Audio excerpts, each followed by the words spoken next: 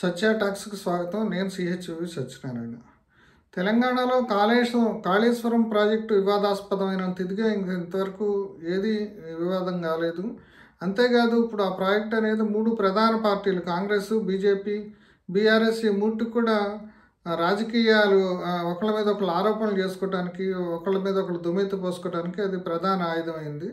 ఇప్పుడు కాళేశ్వరం ప్రాజెక్ట్ని ఇప్పుడు తను కట్టాల్సిన తుమ్మిడిహట్టు దగ్గర కాకుండా మేడిగేడ దగ్గర కట్టడం అనేది సరైనది కాదు. అట్లాగే అక్కడ క్వాలిటీ కూడా సరిగా లేదు.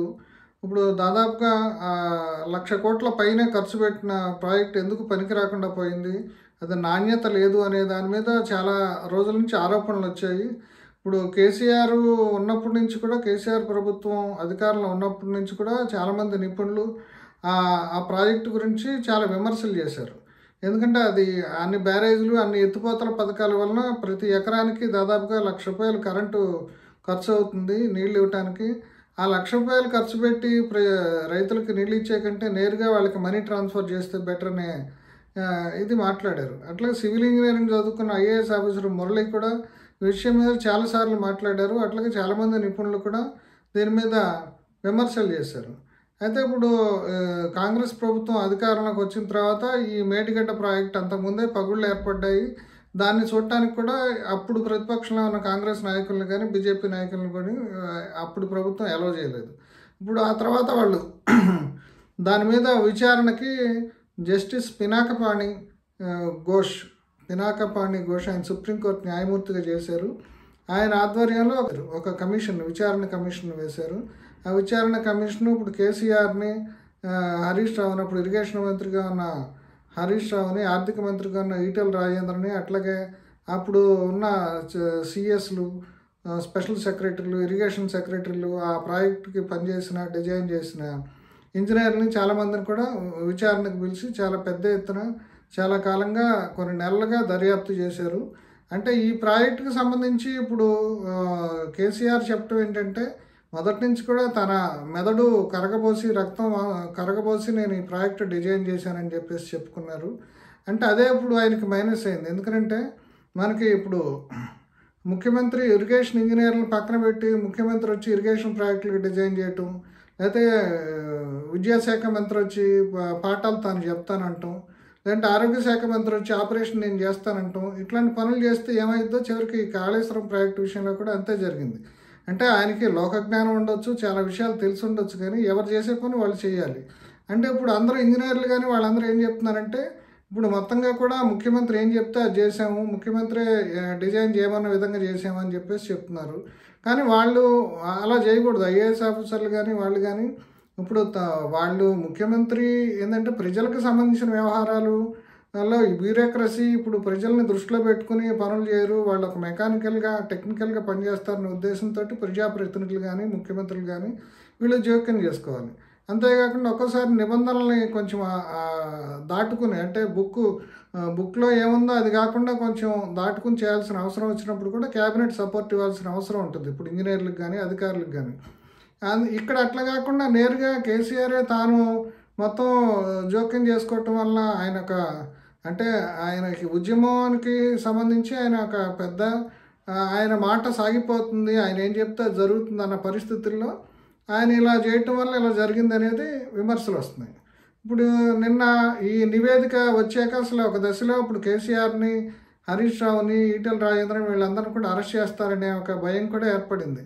అంటే ఆర్థిక మంత్రిగా ఉన్న ఈటెల రాజేంద్ర నాకు సంబంధం లేదు, ఈ ఆర్థిక వ్యవహారాలని కాళేశ్వరం కార్పొరేషన్ ద్వారా చేశారు, అదంతా వాళ్ళే చూసుకున్నారని చెప్తున్నారు. అది కూడా కొంచెం హాస్యాస్పదంగా అనిపించింది. అట్లా హరీష్ రావు తనదైన పద్ధతిలో దాన్ని సమర్థించుకున్నారు, తను చేసిన పని. ఇప్పుడు కేసీఆర్ పెద్దగా ఆయన అక్కడ ఫామ్ హౌస్లోనే ఉన్నారు. ఆయన పెద్దగా దీని గురించి పెద్దగా విమర్శ చేయకపోయినా ఆయన కొడుకు కేటీఆర్ మాత్రం రేవంత్ రెడ్డి విమర్శలకు ప్రతి విమర్శలు చేయటం, ఇది పెద్ద యుద్ధం సాగింది. సరే, ఈ మధ్యకాలంలో వాళ్ళ హైకోర్టు కూడా ఈ నివేదిక వచ్చాక ఆ నివేదికను అసెంబ్లీలో ప్రవేశపెడతారా, లేదంటే దాన్ని తీసుకొచ్చి డైరెక్ట్గా మమ్మల్ని అరెస్ట్ చేస్తారా, లేదా మా మీద చర్యలు తీసుకుంటారా, దాని గురించి మాకు రక్షణ కావాలని హైకోర్టుకు కూడా వెళ్ళారు. ఇప్పుడు ప్రభుత్వం అసెంబ్లీలో మేము దీన్ని పెడతాము రిపోర్ట్ని అని చెప్పారు. అసలు ఈ రేవంత్ రెడ్డి ఉబట్టుకు నోటు కేసులో తనను కేసీఆర్ అరెస్ట్ చేయించాడు కాబట్టి ఏదో రకంగా కేసీఆర్ని కూడా అరెస్ట్ చేయిస్తాడు, ఆయన ప్రతీకారం తీర్చుకుంటాడు అని అందరూ అనుకున్నారు. కానీ హఠాత్తుగా రేవంత్ రెడ్డి వ్యూహం మార్చాడు. అంటే ఇప్పుడు కాళేశ్వరం మీద కూడా ఇప్పుడు ఈ కాళేశ్వరం ప్రాజెక్టు అవకతవకల మీద సిబిఐతో విచారణ జరపాలని చాలా కాలంగా బీజేపీ డిమాండ్ చేస్తుంది. ఇప్పుడు ఇవన్నీ దృష్టిలో పెట్టుకుని రేవంత్ రెడ్డి అసెంబ్లీలో దీని మీద చర్చించడం అయిన తర్వాత సడన్గా దాన్ని సిబిఐకి అప్పచెప్తామని చెప్పేసి సిబిఐ విచారణకి దర్యాప్తు చేస్తామని ప్రకటించారు. అంటే దీంతో ఆయన బాల్ తీసుకెళ్ళి మోడీ కోర్టులో పడేశారు.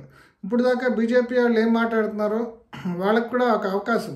అంటే ఇప్పుడు తనంతట తాను ఈ కేసులో ఇప్పుడు కేసీఆర్ మీద చర్యలు తీసుకుంటే అది బూమరాంగ్ అయ్యే ప్రమాదం కూడా ఉంటుంది. ఎందుకంటే కేసీఆర్కు ఉన్న పలుకుబడి కానీ తెలంగాణ రాష్ట్రంలో ఆయనకుండే రెస్పెక్ట్ కానీ వీటన్నిటి దృష్ట్యా ఇప్పుడు ఆయన అరెస్ట్ చేయడం కానీ ఆయన మీద చర్యలు కానీ తీసుకుంటే అది ఏదైనా కావచ్చు. అంటే అది ఆయనకు సానుభూతి రావచ్చు, నెక్స్ట్ అది కాంగ్రెస్ ప్రభుత్వానికి కూడా ఇబ్బంది కావచ్చు. బహుశా రేవంత్ రెడ్డి ఈ అంశాలన్నింటినీ దృష్టిలో పెట్టుకుని మోడీ భుజాన కాళేశ్వరం తుపాకీని పెట్టినట్టుంది ఇప్పుడు అందుకనే ఇప్పుడు బీజేపీ వాళ్ళు ఏం చేస్తారు, ఇన్నాళ్ళ నుంచి మీరు మాట్లాడుతున్నారు కదా, ఇప్పుడు మీరు కేసీఆర్ మీద ఏ రకమైన చర్యలు తీసుకుంటారు, సిబిఐ దర్యాప్తు చేయాలి కదా, సిబిఐ దర్యాప్తు చేసి మీరు ఏ రకమైన చర్యలు తీసుకుంటారు, ఇది అవకతవకలు జరిగినాయి అనే విషయం బీజేపీ వాళ్ళు కూడా అంటున్నారు కాబట్టి అదే ఒకటి జరిగింది.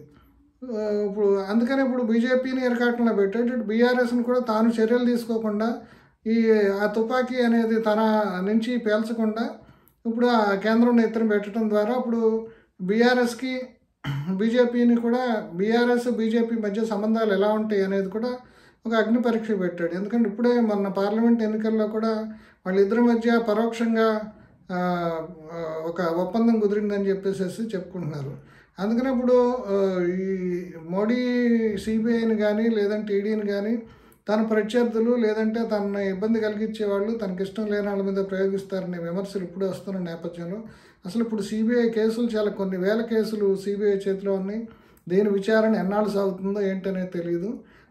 నిజానికి ఇప్పుడు ఈ Kaleshwaram case, phone tapping case రెండిట్లో ఈ రెండింటిని అవకాశంగా తీసుకుని బీఆర్ఎస్ని కేసీఆర్ని వీళ్ళంతా రేవంత్ రెడ్డి ఇబ్బంది పెడతాడని అందరూ అనుకున్నారు.